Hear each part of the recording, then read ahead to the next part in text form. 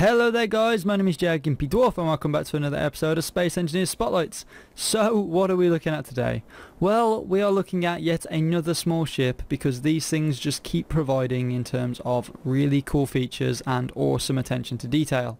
So the ship we're looking at today is called the Magellan Exploration Ship and it's by a guy called Groodiz. Now I did do some of his other builds, so go and check out the previous episodes of this series and I think we'll just get into it.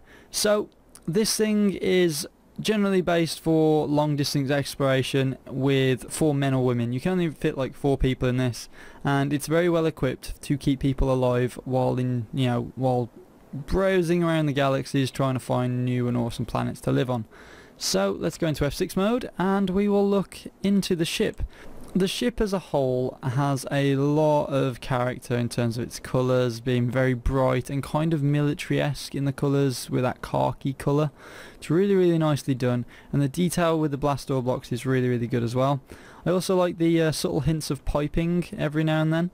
Really does add a nice feel to the ship in terms of being very industrial. It does have weapons as well.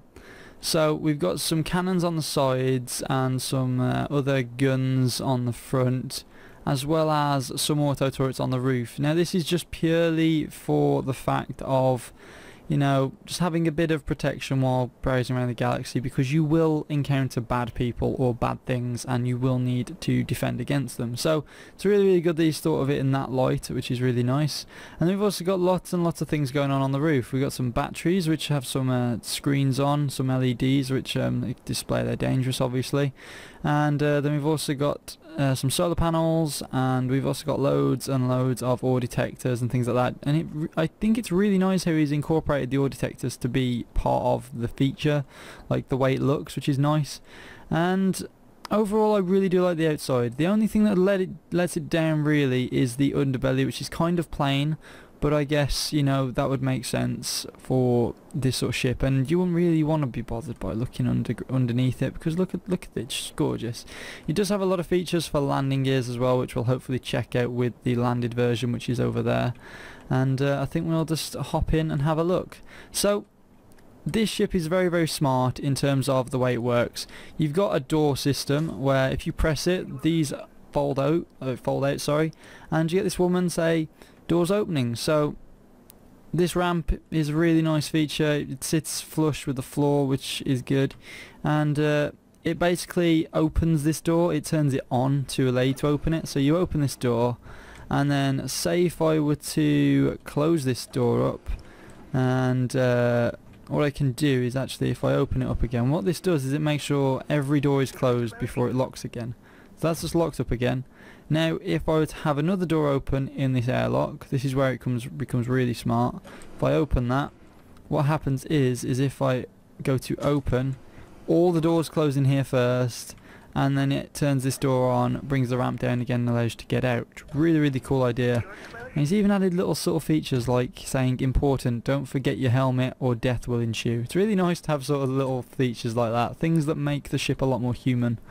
So up here it's just nothing much. We got a bunch of chests for oxygen bottles, tools and guns, and again the same ones on the other side.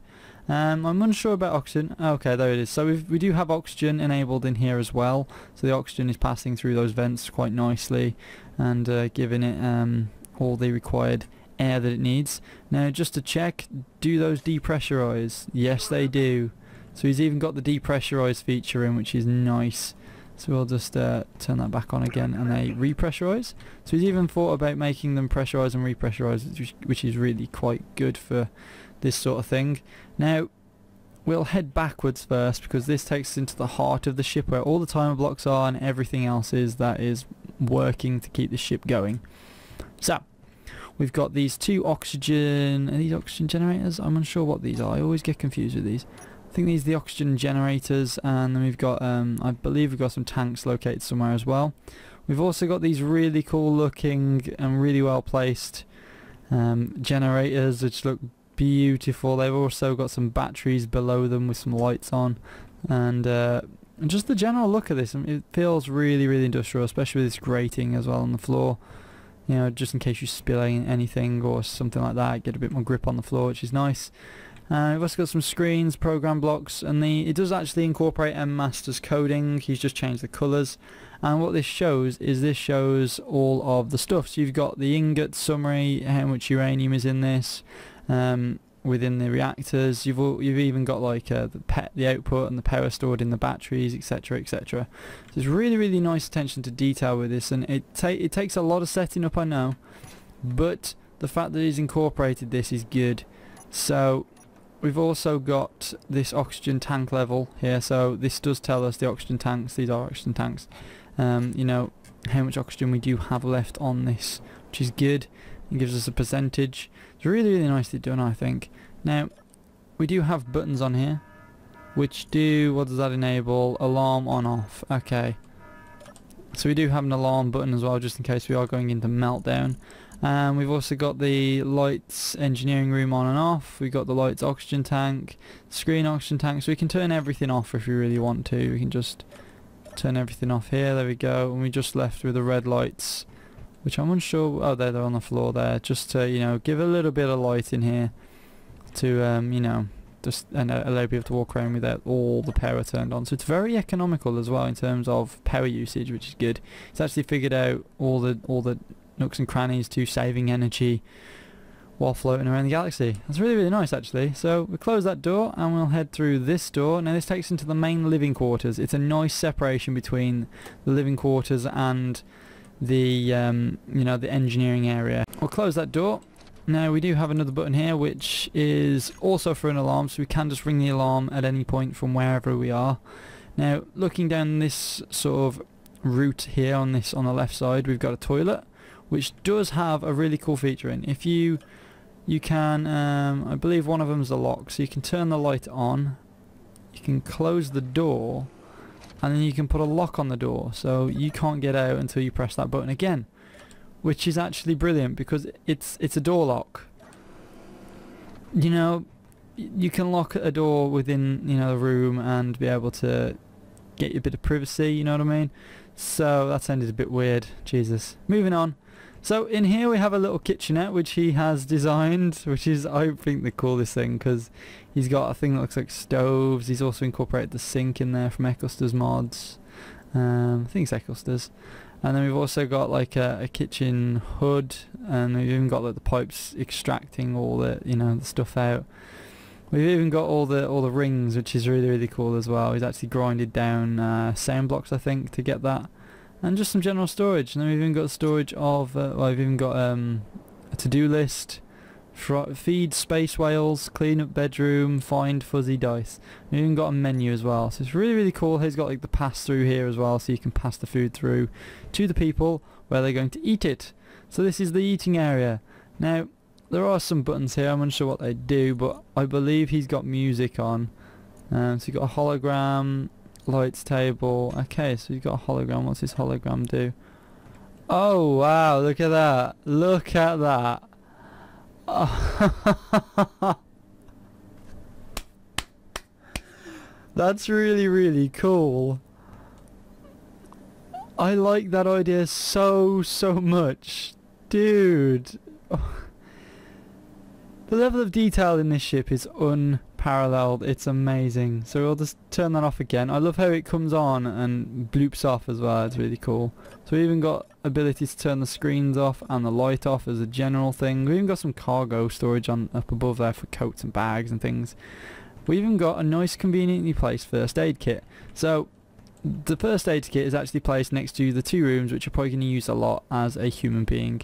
You've got the sharing room as well as your locker room to store your items, again with the lock on the door, and you've got the shower there with the towel rack, yada. And then coming through and round and in here we've got the bedroom. Now the bedroom, I did manage to turn on some music earlier. So we've got the radio, which we've got play, and we've got stop. So there we go. So we can have some music on in bed, which is really cool. And then here we've got the lights on and off, and the bedroom door, so we can turn the bedroom door on and off as well, or just keep it open and make sure nobody shuts it. So it's really nice attention to detail, and these things, even having like screens up here that are saying like, you know, the heart rate and things, they may be all the same, but it's still really cool to have in here, and it just aesthetically looks brilliant. Got another alarm there, and we pass through into the weapons area. These things are really stupidly cool, because what you get to do is you get to run in, jump into the seat, and then it will turn around and activate the screens you require to actually fire weapons and whatnot. And I just love what he's managed to do with these. It's really just brilliant. So they're really cool. Now I think we might give the guns a bit of a test. So let's swivel around and go number 2. There we go. So we've got some guns here, which is nice. These are just controls for the turrets on top, and I believe the pilot has control over the rest of the guns, which is good. Nice controllability between the crew members there. Now notice there are only 4 seats in. Well, you've got the 2 gunners and the 2 pilots, which means you need a crew of 4. There are also 4 beds, so it's very well mathematically driven, which is good. And then coming through here we have the main cockpits. So we have this seat here, which is, I believe the controls are all the same. We have a timer block for the screens in the middle, and the reverse screens, engines on and off, engines on, cockpit to sit right, and a remote control. So if we do this, we can swivel round, and as we swivel round we'll pop into place, and these screens will turn on and allow us to see everything that's going on. Super cool. Now if we hit 4, we have control over the ship. Now what controls do we have here? We've got the firing sequences for the guns. We've got stealth on and off, which I believe just turns off all of us. Oh wow, look at that. So it even turns off all our lights, and probably turns off all of our communications as well, so nobody can see us when we come in. And we've got reverse screens, timer block screens, and alarm. So let's try these out. So we can reverse those screens out, which is good. We can also bring in the middle screens, which give us a little bit more information on the ship. They shouldn't have turned off, but they have turned off. Whoopsie. It's a really cool design, and I really dig it. It's really cool. Okay, so I think it's the landing sequence. When you turn landing sequence on and off, it turns off your engines or something. Either way, we have power over it now. It's very slow and sluggish to move, but it would be useful, definitely. So I'm just going to turn these engines off, because they are really outrageous. There we go. So we'll just swivel our way back round and jump out. There we go. So overall, this ship is very good, and I really like its attention to detail. This has probably been a really long look through Spotlight, but oh well. It's really smart in the way it works, and I hope you guys go check it out, because Groodiz does some really cool things. And yeah, hope you guys enjoyed. If you have, please like, favorite, and of course subscribe for more, and I'll see you guys later. Peace!